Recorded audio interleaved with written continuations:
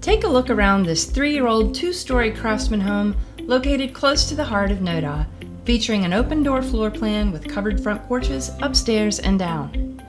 Entering the front door, you'll find yourself at home in the large great room with cozy built-ins and a gas fireplace.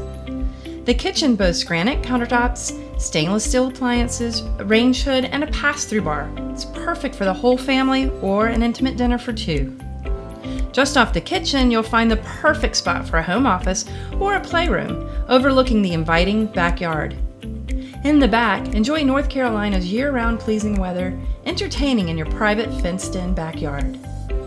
Upstairs, you'll find 3 bedrooms, including a spacious master suite with a walk-in closet, double vanity, separate shower and tub, plus a private exit to a covered porch.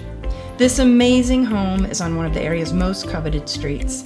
It's close to NoDa icons like Haberdish, Cabo Fish Taco, Smelly Cat Coffee, the neighborhood theater, and the new Lynx light rail stop at 36th Street.